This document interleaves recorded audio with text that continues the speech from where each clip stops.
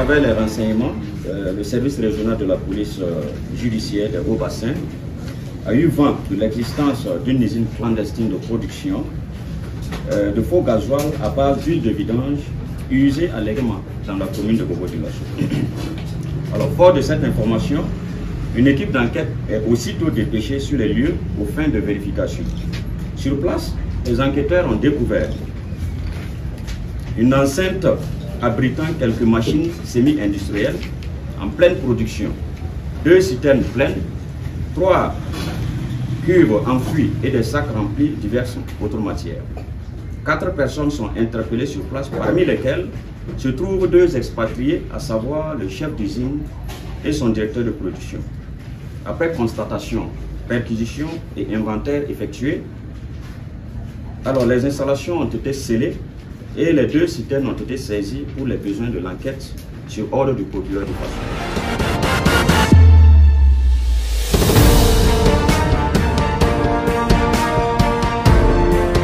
De nos investigations, il ressort que l'usine dénommée Yuarui a fonctionné clandestinement depuis plus de 2 ans. Elle a pour PDG le nommé ZZ de nationalité chinoise. Pour l'instant, l'entreprise ne dispose d'aucune autorisation d'implantation et de commercialisation.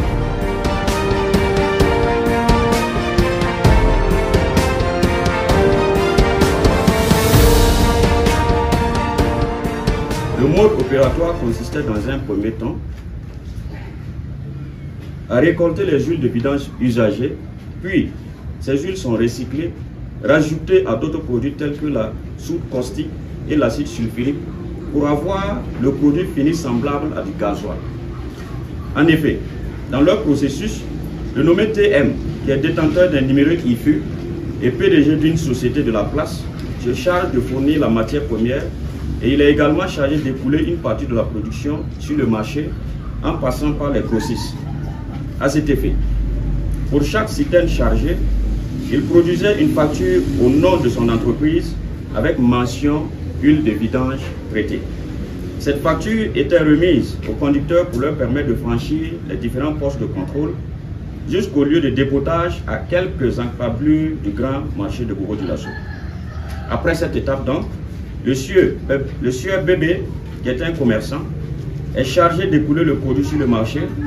Ainsi, les différents clients pour procéder à l'enlèvement devraient se rendre auprès des autorités pour avoir des autorisations d'achat de gasoil compte tenu des mesures de sécurité prises par le gouvernement.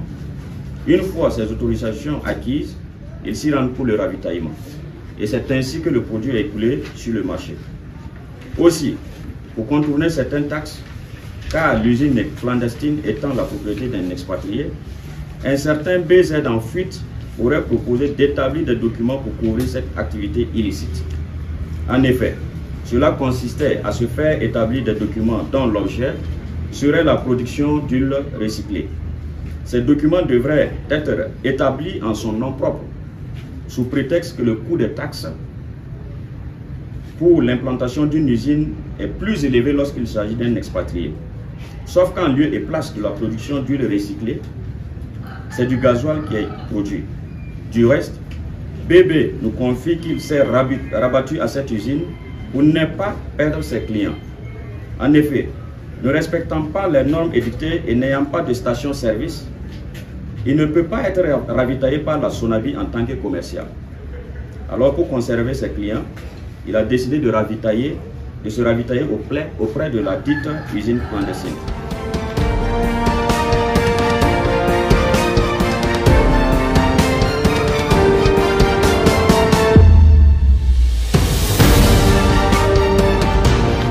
Poursuivant l'enquête donc, des demandes d'expertise ont été envoyées auprès des structures compétentes et les résultats de ces expertises révèlent que le gasoil produit par l'usine clandestine n'est pas conforme aux spécifications ni du gasoil, ni du pétrole et encore moins du DDO en vigueur.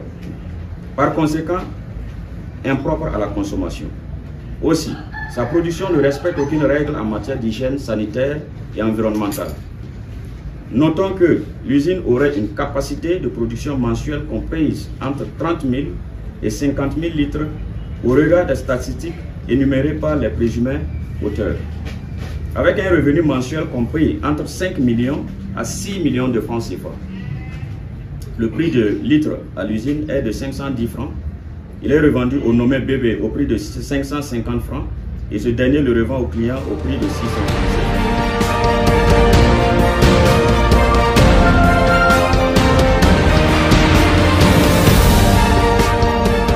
Sous réserve donc des décisions des autorités judiciaires, ces faits, au regard de leur nature, sont constitutifs d'infractions telles que le blanchiment de capitaux, l'exercice illégal d'activités réglementées, la tromperie de consommateurs, la fraude d'hydrocarbures, la fraude fiscale, la mise en danger de la santé publique, la mise en œuvre d'activités soumises à évaluation environnementale sans autorisation préalable et l'atteinte à la qualité de l'environnement, entendez par là le déversement de déchets toxiques et pollution de l'air et des sols. En dehors de toutes ces infractions, cette activité illicite pourrait contribuer au financement d'activités en lien avec des entreprises terroristes car la destination finale du produit de cette usine clandestine reste incontrôlée.